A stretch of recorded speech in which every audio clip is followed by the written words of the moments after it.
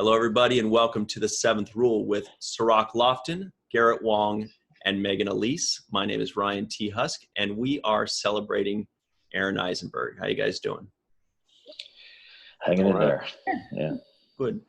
So we are in 3 different time zones right now and 2 different countries. Garrett is in Dallas right now. Megan is in Calgary.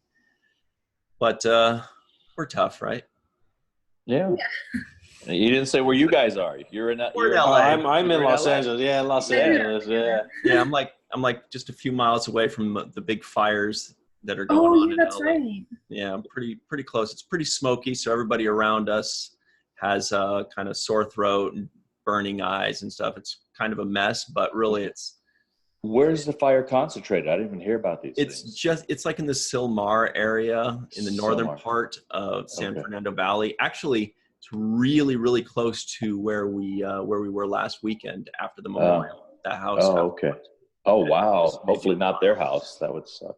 No, it's just right on the other side of the freeway. It closed 4 freeways. But anyway, I mean, it's kind of sounds terrible to complain about sore throats and stuff when 100,000 people are actually being evacuated from their homes right now. So we're the lucky ones. But anyway, so Garrett, you know Aron. Actually, I don't know how you guys first met. Was it because Aron and Sirach were stealing your chicken wings, or the Voyager chicken? Or did you meet Aron when he came onto the set as Carr in the Voyager episode, or what? No. Let's just talk about the stealing of food from other people's sets. That did go on for a while. So DS9 actors came to Voyager set, and the Voyager actors went to the DS9 set and stole food. And so then this went on for a while. Then we got a memo which said Voyager actors stay on the Voyager set. DS9 actors stay on the DS9 set. Yeah. Stealing this food. No, my first remembrance of Aron. I remember that memo. Do you remember that memo? Part? I do. I was like, what the hell is this? I don't get this. What is this? Yeah. They're worried about wings. Right now. So. Wow. Oh my God. I mean, I've always known who Aron was, obviously, right? I follow I'm a sci-fi fan, so I know all different versions of Trek. So, but my first time meeting him was I came on the Deep Space Nine set to say hi to Nicole DeBoer. So I came to visit her because what had happened was, Sirach, did you go to the opening of the Star Trek Experience in Las Vegas? They flew us all out on the jet, on the plane. Did you go to that? I wasn't on the jet. No, but I felt like I went to the opening, but I don't think I think I went to the.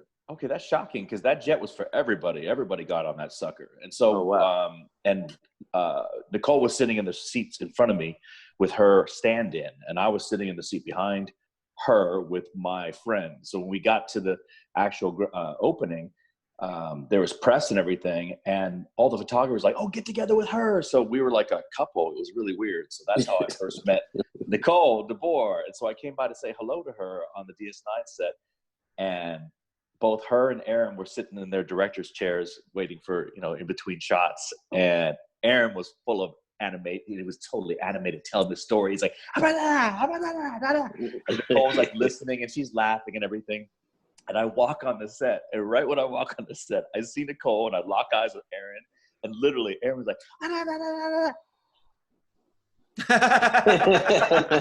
he goes from animated, he sees me, and it's just like, what are you doing on my set?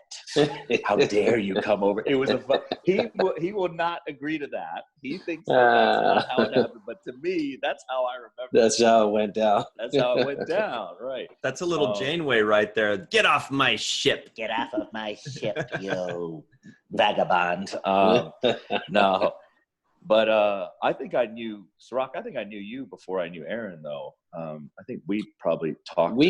I remember Garrett seeing you so many times in that little alley where all the trailers were like, all of our trailers were like in this very close proximity to each other.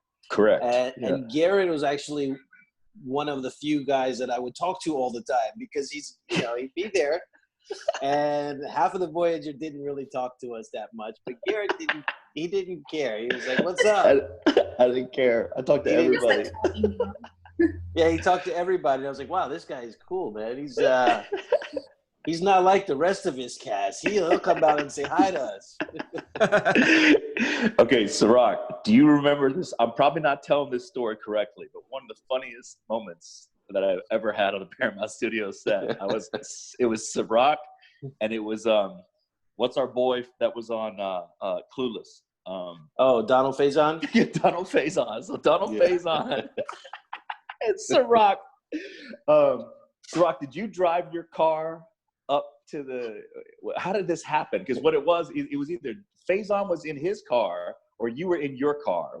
I don't know who it was, but they drove up, and then they opened up the car door, and the other person, whoever's not the one that driving the car, came over and started like, "What are you doing with my car?" and started beating the other, like fake beating the other guy. And this is all happening while there's a tour group. There's a tour group of tourists that are doing a Paramount Studio Central. And they thought that there was some black on black crime going on right there.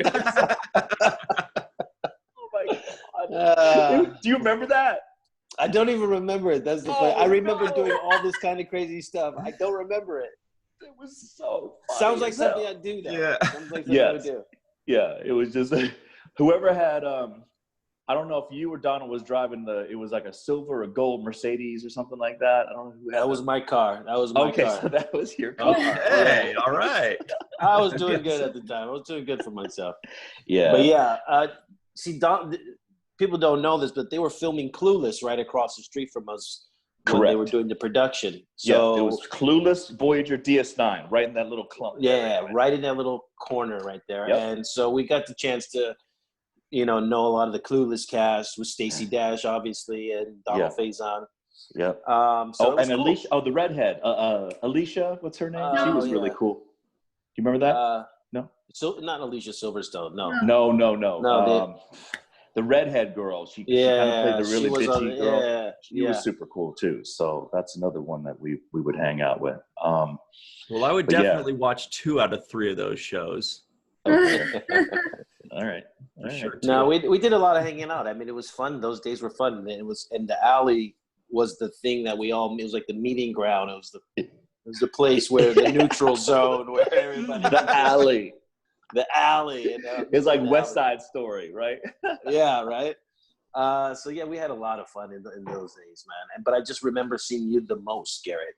It was like I was like, wow, this guy. I keep running into him, so it must be good karma. Definitely. And Sirach, just so you know, even when I wasn't working, I was still on the set. I still showed up. I was just one of those guys that was always around, man. They're like, you're not working today. Yeah. It's like, you're not even on the call sheet. I know. I'm just here. I still got the key to this trailer. Yeah, I still got the key to my trailer. Yeah. Yeah. Party in my trailer. Okay. I did that one time, actually, come into the set when I wasn't supposed to be there. And I go to my trailer, and I open the door, put my key in, open the door, and Vanessa Williams is standing there guest starring, and she was using my trailer. And I see Vanessa Williams, I'm looking at her, and she's looking at me like, what the hell are you doing here? And are you serious? No way. And I'm looking at her like, you're Vanessa Williams. So eventually the guys were like, hey, Sirach, I hope you don't mind. We gave Vanessa your trailer. I was like, yeah, I found that out the hard way. Walked in on her. Hey, was she fully clothed? She was fully clothed. Clothed. Yes. I waited, but she wouldn't. She wouldn't change that. Now, when you said, "Oh my God, you're Vanessa Williams," was she like, "Oh my God, you're Sirach Lofton"? Or no, she was like, "Close my trailer door, please." It was more like, "Who the hell are you?" Yeah, it's like security. Security. Yeah, there's a random man in my trailer. Yeah, large black man here to see me. Yeah. So no, it was those were the kind of fun days we used to have back in those times, man. It was good times. Well, wait a minute. Here's a question: was Vanessa Williams working on what was she? She was working on DS9. She was working on DS9. Yes, she guest starred.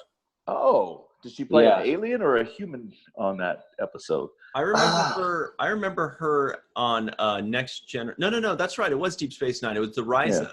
It was the Risa episode where Dax says her spots go all the way up or whatever, and Vanessa Williams was like their representative on Risa. That was a good one. She's human though, right? Or just like a slight alien-like human. touch. She had a thing on her head, but she was human otherwise. Yeah. So I do want to bring in Megan here. For those of you at home wondering who is that lady wearing the coolest, most beautiful shirt of all time. Yeah. Well, that's Megan Elise. That's Garrett Wang's wife. That's my significant other. So, yes. And I do want to know, because I have no clue what the answer to this is, how did you meet Aron? What was that like? Was that at a Star Trek convention or what? Yeah. It was either at Dragon Con or Galaxy Fest. I can't remember which one came first. I think Dragon Con came first. No, I think you met him at Star Trek Las Vegas. That's probably the first time. Because in 2015, I was only there for like a day, and then we flew out for a wedding. Okay. And then I think it was Dragon Con. You brought him in, but it was a lot of passing because his one son was with him. Chris was with him. Yeah. So, and he wanted to spend time with Chris. Yeah. And we were always doing a whole bunch. But then I for sure hung out with him a lot at Galaxy Fest. That's when we really, really hung out. Which is in Colorado. That's the one in Colorado Springs. And there's that video that I tweeted of Aron walking on snow. With the snow. That's the best thing I've ever seen. Yeah. What's this now? You got to see it. I'll send it to you. You want to talk about the sound? Yeah. Megan, go ahead. Tell us. The snow. It was amazing. I think it's one of my favorite memories with Aron. But we were going for dinner, and it had just snowed in Colorado Springs. It wasn't. I don't even think it was supposed to snow that weekend either. Yeah, fresh snow on the ground. Yeah, he hated the texture of walking on fresh snow. Crunchy noise. And the noise, yeah. It was like nail of chalkboard to him, right? And Melissa didn't even know this either. So we start walking, and he's making these noises like he's in pain. He's like he's tensing. And he's like, how far is it? And Garrett and I are like, it's not that far. It's like a couple-minute walk. And he's like, for sure, it's no more than 10 minutes. And we're like, no, it's not that far. He's like, okay, I can do this. And he's building it up in his head that he can do it. And the snow looked like it was like 2 inches, right? It was like it wasn't cold or anything. But yeah, he freaked out, and he'd find like dry patches in the sidewalk that had no snow, and he would stand on it and like an island. Yeah, he'd stand there and build it up again, spike himself up. Book it. Yeah. I didn't know that was his kryptonite. That's his kryptonite. Yeah. But see, I offered. I said, "Listen, dude, I'll piggyback you to the restaurant." So Melissa offered to do it too. She offered to piggyback ride him too. That's the last thing he would have done. And then in my head, I kept thinking from Star Wars, that scene where Luke is training with Yoda on his back like that. And I'm like, that's going to be me and Aron. It's like, right there. Yeah. What the hell's going on here? Yeah.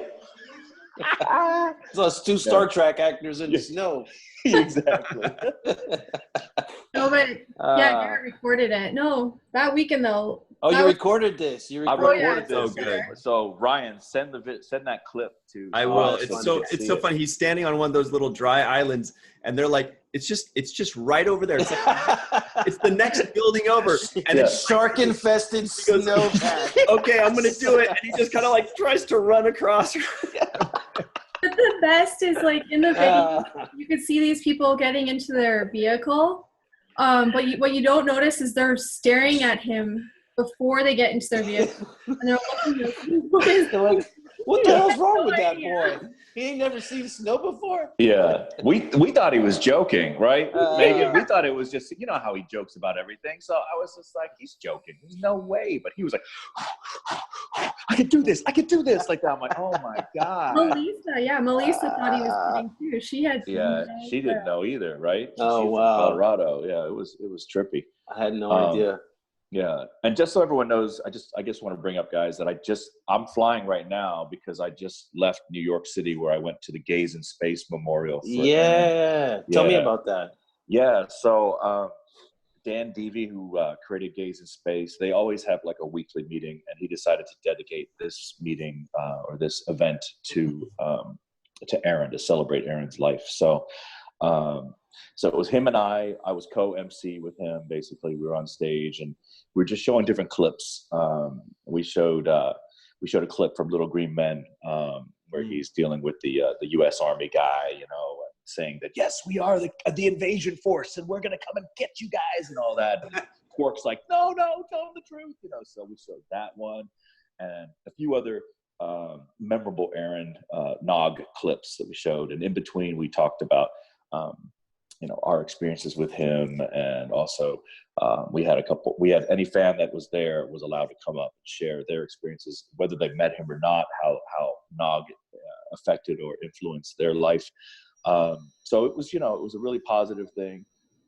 Dan got a little choked up at one point. I got a little choked up at one point because I talked about the friction that happened at the very end between Aron and I, which was just, unfortunate. But the way I validated it, Sirach, is I felt like that had to happen because me exiting out, bowing out of the podcast situation, allowed you to get closer or reconnect with him. Like if I didn't bow out, you wouldn't have had that last chapter with him, I feel, in a way. So I'm going to validate it that way. And that's how I'm thinking like this, it was meant to be. And I'm grateful for that time that I got a chance to spend with Aron. It reconnected our friendship and we got to know each other and grew closer because of it. So, thank you for passing on it. Yeah. Like he was passing on the torch, Well, no, he just by circumstance, he put us back together, and we were the original dynamic duo on our show, and it would it just made sense for the No J consortium to reemerge. So I'm glad that Garrett that things worked out the way they did. Yeah. And even though I know it caused you probably heartache to be in a beef with Aron, and I'm sure it did. It was so rough because honestly, when we were at Star Trek Vegas, Megan said to me, she goes, "Are you going to go say hi to Aron?" I said, "Probably not." And she said, "Really? You're going to leave it like that?" And she said to me, she goes, "What if something happens to him? How are you going to feel then?" And I said, "No, Megan, nothing's going to happen to Aron." And something happened to Aron, and it was it's tough. But the good thing is we did see him at dinner randomly. We both ended up at the same restaurant away from the convention. And it was a restaurant that we had both gone to together when we were talking and friends and not in an argument, right? So Megan and I went to a different one and it was closed down. So if that thing wasn't closed down, we wouldn't have gone to the other one. So we go to the other one and there's a couple people sitting there and they're like, and that we recognize them as fans, and they're like, "Yeah, hey, you guys here to meet Aron?" And we're like, "Aron's coming here?" So we're like, "Oh shoot!" So it was me, Megan, and Anthony Montgomery from Enterprise, right? Anthony Montgomery, this last STLV was a lost puppy dog. He was always like, "Where you going? Where you going? Let me come with you." So he came with us everywhere we went. So Aron was sitting with us, and sure enough, Al from Star Trek Online shows up with Aron and Melissa, and they come in and they walk right by our table, and Aron doesn't acknowledge us at all. He just walks. He's like, I'm gonna walk to my table, and he walks past us. And then Anthony Montgomery looks at me. He's like, "No, he didn't." Like that. He was like, "He's pulling me into this shit." He was like, man." He was like, "You better say hi to me." Oh yeah. So Anthony got up and he walked over there to talk to them, and it was like, that's not gonna happen like that.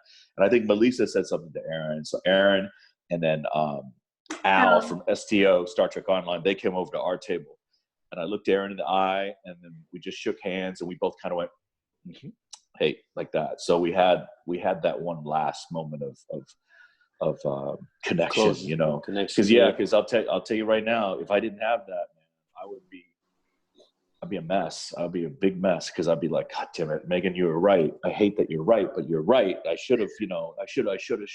So I would have been really, really messed up." So Megan's giving you a look like, "Oh, I'm right. Get you." I'm always right. I always get that. So I told you. I said, "Call me Mr. Megan." He gave you credit, Megan. He said you were right. He gave you the credit. It just sucks because that weekend we were already, I was uncomfortable going out there that weekend because just by being with Garrett, there's the whole, like, you're kind of in the middle.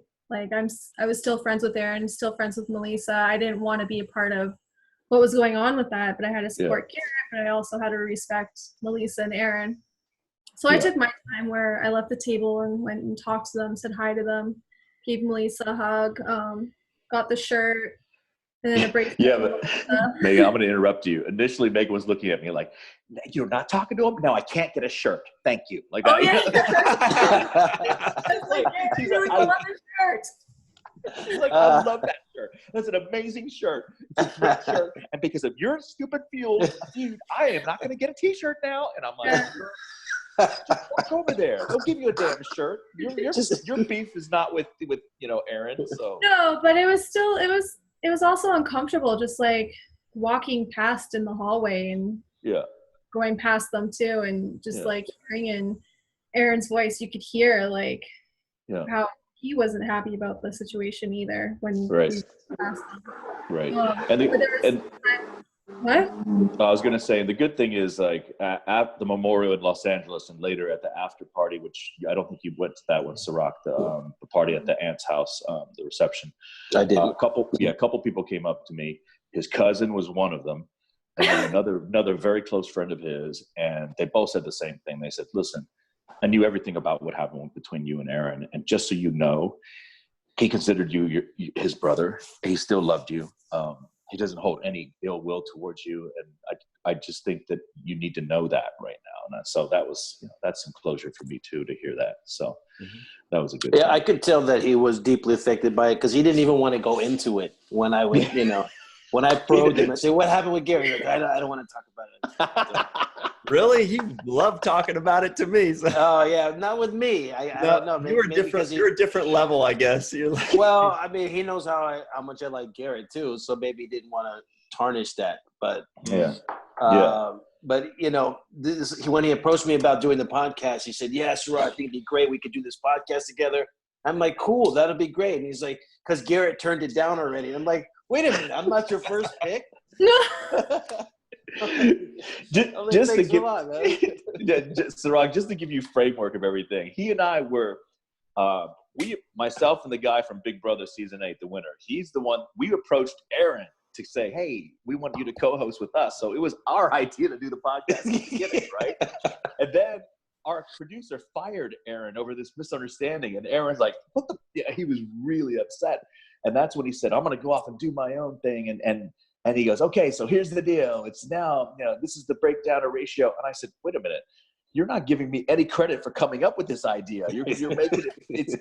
It's like you're giving me the Ferengi deal." Is what I said. I have a Ferengi deal right now, and he was like, "That's not a Ferengi deal. If I gave you a Ferengi deal, you'd be far worse than the deal that I'm offering you." And so I said, "Look, man, if it's got to be like."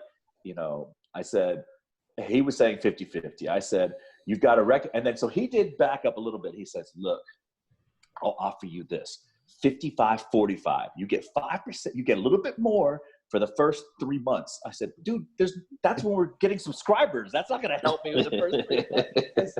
I said, "I'll go with your limited thing, but I say the first year and a half is what I said, right?" And he goes, "No, absolutely not." And the next day he called you and he announced to you the next day. I'm like, "Man, you had something in your back pocket." Yeah, you were talking to Sirach the whole time. I know. I'm like, what the heck?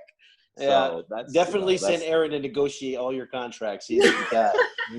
Yeah, he should have been an agent. I don't know what he was doing. He would have been a great agent. Oh my God, he would schmooze people so well. Can you imagine him just schmoozing up everybody? Oh yeah, perfect negotiator. How do you like that steak, huh? Tastes good? Yeah. Or call you like 5 minutes after getting off the phone. Yeah. Well, he was always calling people to, see if he offended them. I don't know if he did that with you. Yeah, but he always apologized for, even when he didn't offend me. I don't know if you heard, but yesterday I said this when we were doing the thing, and I just want you to know I apologize. I'm like, dude, I don't even recall that. I don't even remember what you're talking about. And I thought I offended you. I thought I shouldn't have said it like that. I thought I should have phrased it differently. Right. So he was so conscious of that, Right. I'm sure you experienced that. Yeah, I definitely experienced that. Like early on in the Alpha Quadrant days, that's the name of the podcast, that we were doing. We were reviewing Discovery, and there's this one scene in Discovery where Giorgio, the character played by oh gosh, Michelle Yeoh. Michelle Yeoh. Mm-hmm. She throws this crazy like ninja star that goes out and kills everybody. Everyone standing there gets killed by this boomerang thing. And so we're talking about that, and then Aaron he goes like, he makes this like Bruce Lee sound. And I go, that is so racist. He got so mad. Oh, he got mad sat there. Oh, dude, he goes, what? What? You're calling me a racist? I am not a racist. And he just sat there, and I was like, dude, it's okay. And then we continued the podcast, and he didn't say a thing. He just sat there like he was tapping his fingers like that. Looking around, he wouldn't talk, right? And so then our producer, Dick Donato, goes like, okay, so we're going to take a break right now. He goes, I'm going to edit this to take all this out, right? So I had to apologize profusely. I'm like, look, Aaron, I know you're not a racist. You know, when I'm saying that, it's me going like, stop appropriating my culture by going, ha! You know, people do that all the time. And I got made fun of with that kind of sound when I was a kid, right? So that's what I was coming to. I wasn't like saying, you know, you're KKK. I wasn't doing that, you know, but that was our first like little argument, I guess, a little discussion that we had. But back to New York. Sorry, go ahead, Megan. Oh, the best though is after he did that, he caught you doing it to fans at a convention. Oh, boy, when I was going thickens. But I'm Asian. I can do that. Yeah, I'm allowed to do that. But that was the best, because then he went to you and was like, oh, it's okay now, is it? See, when an Asian person goes, ha, that is the equivalent of an African American using the N-word, okay? Yeah, I mean, I can use it. I can do it. Use it. Yeah. I can't say the N-word, but Ciroc can, right? So, all right. So what happened with the Gays in Space and Dan? Yeah, so we were on stage for, you know, going through all the clips and then sharing our experiences with him. And then one gal got up and sang one of the songs from Deep Space Nine episode. I don't know the title of it, but that was really that was very touching. And then, so then as a tribute to Aaron, we all did the Ferengi dance together. So we got all the fans dancing. Nice. And we did this like rotate. We just kept rotating, you know, like 8 times, shaking our butts and doing the thing. So we did that, and they captured all that. So, you know, there was some tears, there was some laughter, there was some dancing. So it was, you know, it was a good evening. So I think people really enjoyed the actual event. So I remember participating with Dan and Aaron for the Gays in Space events. Yes. And this wasn't last year, but the year before. Yeah. They did it at the club in Vegas. This was for after hours at the club. Yeah. Yeah. So we get to the club, and Aaron and I are there with Bob O'Reilly and JG. Yeah. And they bring us on stage, and they say, hey, you know, we've got the cast, Star Trek guys here to support. They bring us on stage, and just before, you know, while we're on stage, they bring on speakers. And this one girl, she comes on and she kills it, right? I mean, just it was like a presidential speech. You know, this is what we need to do. This is how we got to be treated. This is what needs to be done. And it was so good that, I mean, literally people crying, tears, you know, everybody's like, wow, this is amazing. And then she finishes, gets a standing ovation. And Dan grabs the mic and says, "No, would one of our Star Trek actors like to speak?" And he hands it to Aaron. Aaron's going, "No, I can't go after her. I'm not going after that lady. Ciroc, you go." And he literally wouldn't touch the microphone. He had his hands behind his back. Like, I'm not going after that lady. He killed it. That is so here I am. I'm grabbing the mic. Yeah. So what she said. That is so funny. Yeah, that's Aaron. He's just. But jokes. You guys, Ciroc, you gotta agree. That's rare that he turns that microphone down. That's a rare. That's why I brought it up, because it's a rare thing that you put Aaron to silence. The speech was just so. It was like going on after Obama. It was like, right. Yeah, you want to go? Like, no, I think that guy did a pretty good job. I'm gonna pass. Yeah. I'm gonna pass. Yeah. I'm gonna pass. Oh my God, that's funny. According to Dan, Aaron is the Star Trek actor that has helped Gays in Space out or supported them more than anyone else. He's done 8 different Gays in Space events over the years, which is incredible. I've only done the one in Albany, New York. And I told Dan, I said, part of the reason why I flew myself out here for this tribute to help you out was because every time you've been at STLV in Vegas, I've had to not go to your event because I'm so exhausted from all the signing and talking to fans and giving out that energy that I've missed every single one. So I said, hopefully me flying out here right now makes up for all the time. Makes up for it, yeah. Yeah, and he was like, thank you so much, because he did not know how it was going to go off. He was so nervous. And Megan even was like, text me, like, tell Dan to relax. Everything's going to be okay, you know? So or to even eat. He wasn't eating. Yeah, he wasn't eating. He was like, I can't eat before something like this. I'm like, well, okay, you want to collapse, right? So he was super, super, super nervous. But it turned out, I think, better than most, you know. And I was straight up. I talked about the friction with Aron and I at the end too, so the fans knew about that. I was upfront about that, which, you know, it was good to get it off my chest in front of fans. So you seem to be pretty good about just kind of talking about whatever issues come up, and then and that makes it a lot easier to move on from it. Yeah, I think so. Instead of like squashing it down, you know, for sure. Sirach, I loved at the memorial in Los Angeles at the Chinese Theater when Sirach gets up there and he goes, hey, buddy. He goes, I got to admit to you, when we were reviewing we're going to mute this. We're going to mute this part. Yeah. Because I have not seen a single one of those episodes. He goes, I winged it off the whole time. Well, he didn't say it in any of them. He said, well, at least the first 10. Did he know you were faking it? In the beginning, he would call me out. Yeah, he's like, you didn't watch it, did you? You didn't watch it, did you? Sometimes he'd catch me. There were a couple sometimes times I would fake it enough where he couldn't catch me. And those of you that are fans of the show, please plug your ears for the next few seconds. But there were a couple times we'd finish recording. We'd be like, and we're clear. We'd be like, see you later. Then hang up. I'd get a phone call from Aron immediately, and we'd be like, yeah, Sirach didn't watch that. He didn't see that. I was calling people by the wrong names. I didn't know the names of the main characters. Yeah, it was kind of clear. I was like the guy, you know, the black girl, was her brother. What is she, the captain? No, she's not the. Okay. You start throwing in names of like next gen dudes, like Worf. You know that scene where Worf shows up? And they're like, no, there's no Worf. He's not in this show. That's something I would have done though. Just completely made up a whole bunch of people and added it in. Then well, that's why it's funny because he kept calling me a good listener. He's like, he's a good listener. I'm like, I have to listen here. It's like, I got nothing to say. I got to figure out what the hell happened in this episode. Awesome. I'm going to say what you say back to you. You just did like repetition exercise, didn't you? You repeated whatever he said. He was like, very good. Yeah, I have to agree with Aron on that point. It's definitely what he said. So, oh my God! We're joking, of course. Sirach watched every episode. It's total joke. I just wanted. But thanks for joining us in that joke, Garrett. You're welcome. It's my pleasure. I did want to ask you though, when Aron did one episode of Voyager, and it was a really good episode. It was really cool that he created a completely different character. And I remember myself as a fan watching it when it first came out in 95 or 96.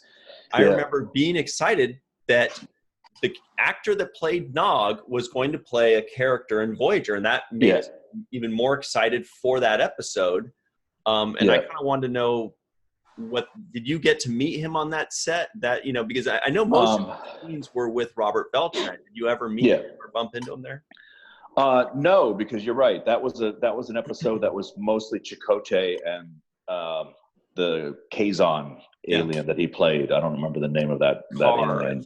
Car. Okay. So so it was, and a lot of that was out at Vasquez Rocks, which are the famous rocks where the Gorn, you know, is fighting Captain Kirk, and every other, you know, everyone's been out there filming. So they were filming out there. They shot some stuff up there too. Okay, yeah. Everyone uses that location. So they were shooting, you know, probably four of the 7 days on location. So I really didn't. I think I might have saw him once, because, like I said, I'm always on the set whenever I'm not even working. So I think I might have saw him when he was doing something on one of the sound stages back at Paramount. But you know, in the history of Trek, very few actors have crossed into another Trek, I find, right? And then having Aron, you know, getting that role was huge for him to be able to come over on Voyager to do that. Other than that, I think Armin was on Voyager in our pilot episode, right? Voyager takes off from Deep Space Nine. But other than that, there hasn't really been a lot of, you know, crossover per se from DS9 to Voyager. And he was, I think, one of two, really, just Armin and him to do that. And I know he was really proud of the work he did. And I know that Robert Beltran enjoyed working with him. He thought he was he's a good guy. And one thing that I get from most people is just, they all say, like, God, I had a lot of good laughs with that guy. You know, a lot of good laughs with that guy. We're still having good laughs. We still having good laughs, yeah. Because of him. Because of him, yeah. Yeah. And I told everyone in New York, I said, if anything, you know, Aron's passing has really, I think about him all the time. And and it really makes me want to cherish life as much as he cherished life. Like, you know, he knew he was living on borrowed time with a borrowed kidney, all that stuff, right? So he never knew when he would check out, and it could be a couple of weeks, a couple of months, a couple of years. He didn't know.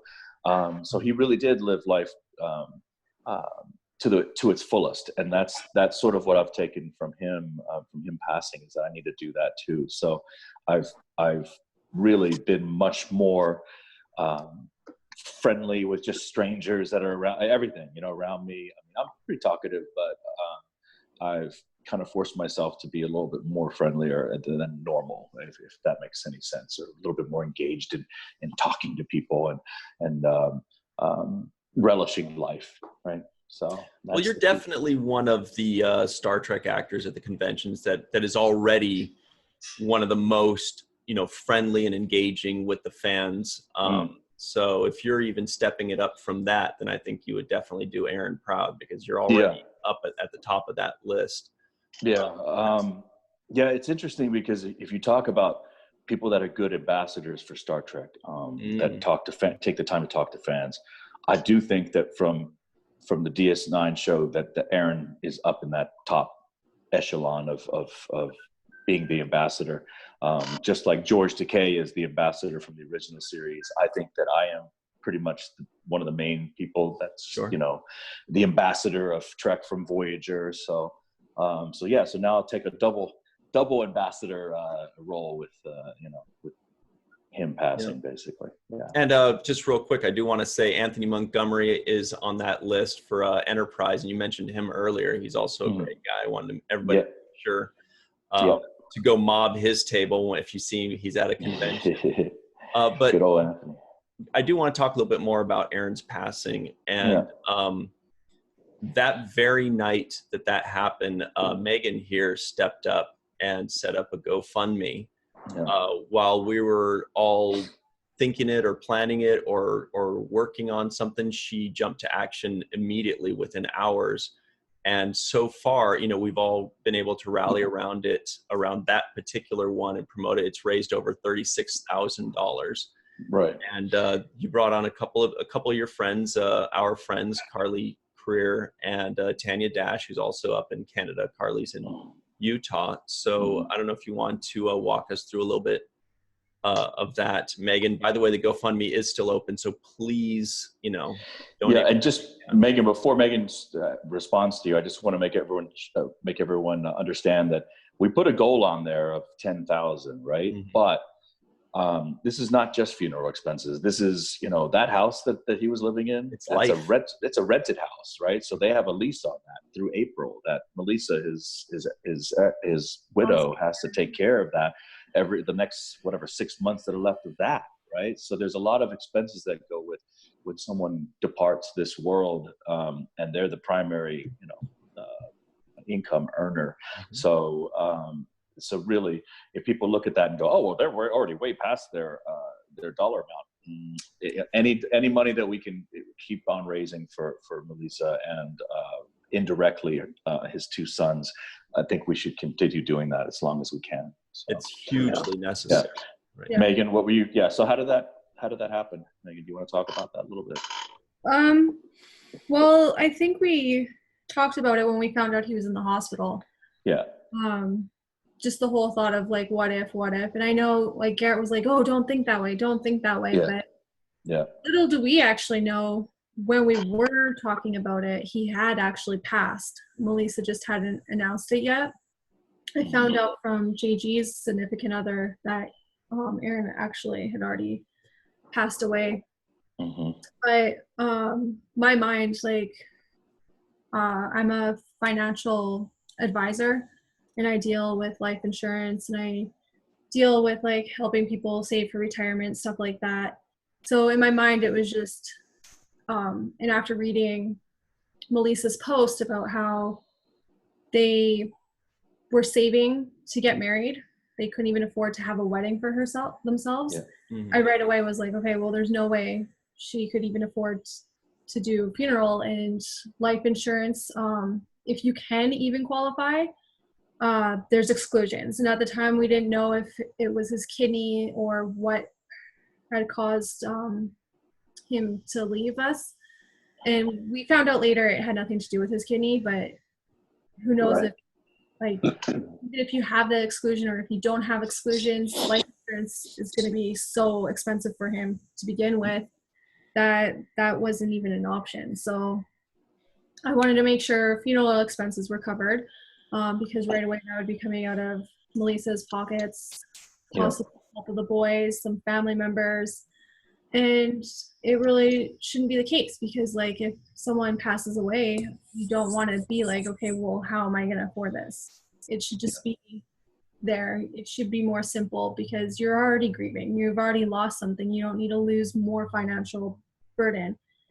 So the reason for the 10,000 goal is minimum on average funeral expenses are $8,000 to $10,000. And we had to put a goal. So I was like, let's just at least cover funeral. If anything beyond that, it'll help pay for any bills that Melissa now has to pay on her own. Yeah, she is working, but it's just any relationship. You get into that relationship, you cover half the bills, you're living comfortably at least.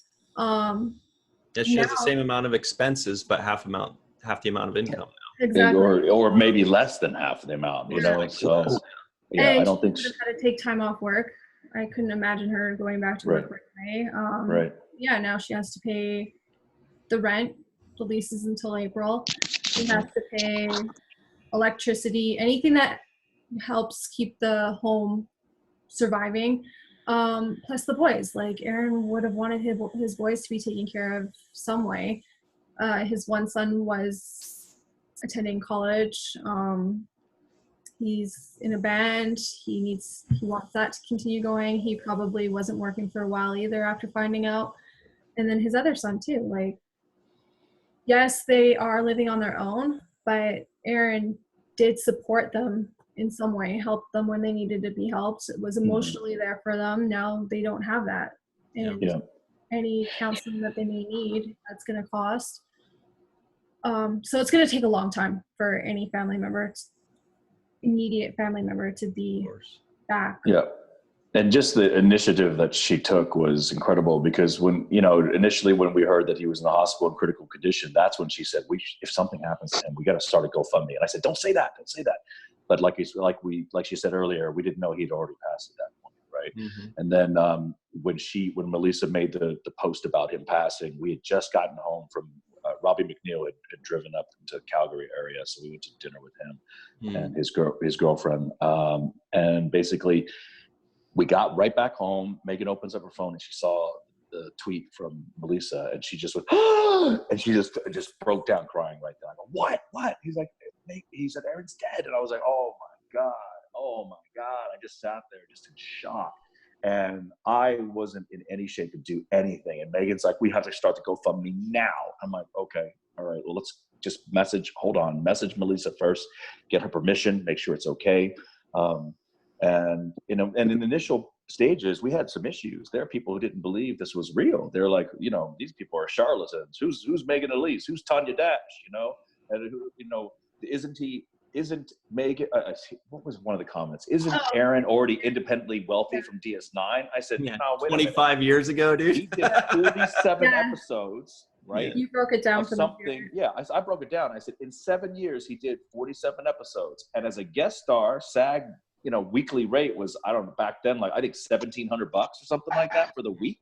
And I said, let's take that. Let's say it's 2,000, 45 episodes. He made about 90,000 in 7 years, right? And that was 20 years ago. That's that's before taxes. That's 20 years ago. It's gone, man. That money is not around. Come on now, right? Yeah. So we just try to break it down for people to understand that not every actor is paid. It's filthy rich, like Jerry Seinfeld. Yeah, or Big Bang Theory, or The Friends. Those right. guys, $1 million an episode. Hell no. We learned from Armin Shimmerman that the reason why Trek actors got paid so low is because Patrick Stewart's British agent screwed up, and they lowballed him, and they took the offer. So they were like, well, we paid Patrick Stewart this much, then we ain't paying you jack, and that kind of happened to everybody after TNT. So yeah, and I did not know that until that Alpha Quadrant podcast we had with Armin as a guest. So that was really eye-opening information. Wow. Well, yeah. I bet Patrick Stewart is not taking that same amount right now in his new series. No. No. We do have to go in just a minute here, but Garrett, one last thing I wanted to ask, and maybe Sirach's got one more thing he'd like to ask as well, but I did want to ask you, is there anything that people don't know about Aron, like a memory, an idea, something about him that you just kind of want the world to know, because now the only way we're going to find out new things about Aron is from each other. He's not going to tell us. So is there something there? I'm just going to say that he was pretty much an open book. I mean, what you saw was what you got, right? But I just want to quickly share what happened with that. I talked about this before, Ryan, when I called in for that other podcast thing we were doing. Yeah. The night before he passed away, I dreamed of him. I dreamed of Aron, and in the dream, he walked past me with some people, and he saw me, and he goes, there's the guy that's not talking to me. And he kept walking like that. And then I go, there's the guy that stole my podcast idea. Like that.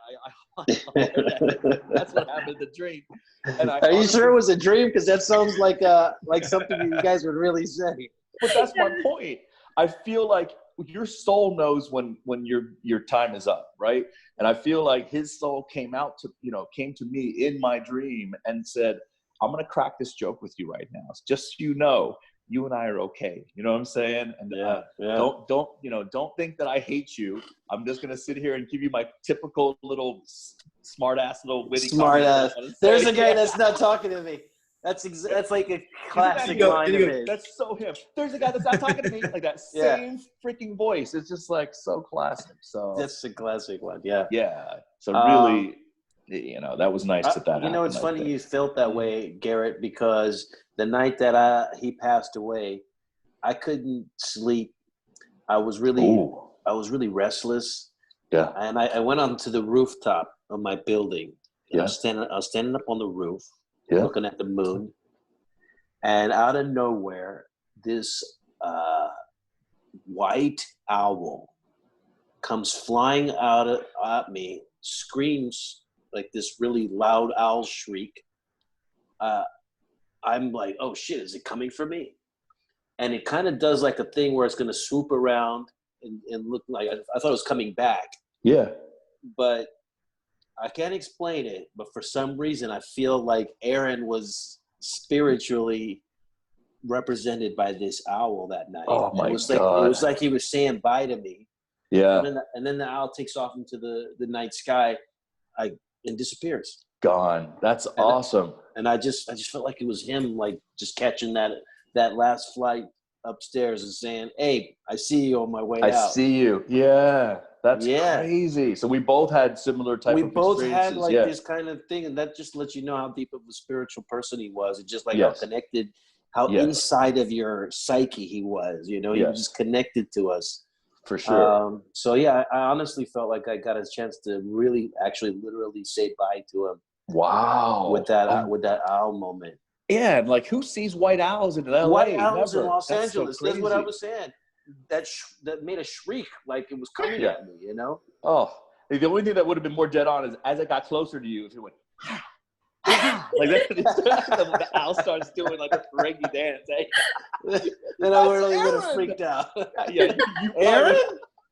You would have fallen off the roof at that point. You're like, oh my God.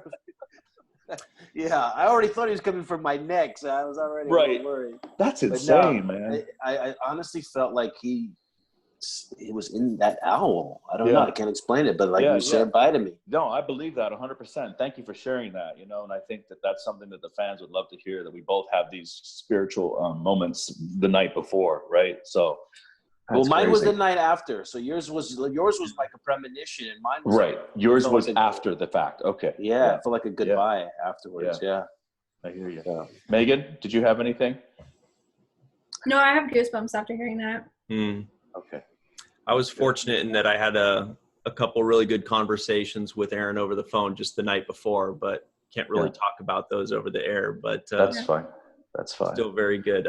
Anyway, I know, Garrett, you have to run. I know we have catch a flight. Yeah. Oh, yeah, Garrett, thank you so much. Megan, thank you, too, for the GoFundMe and doing everything that you did for his family and for his memory to really help him out. Thanks, son. You're the best. He's saying thanks upstairs for that. Yeah. Yeah, he knows what you've done, for sure. Yeah, absolutely. We all do, and we thank you. Yeah. Thank you all very much. We'll be talking to you real soon, okay, guys? Okay. And, donate to the GoFundMe, guys, and always remember the 7th rule.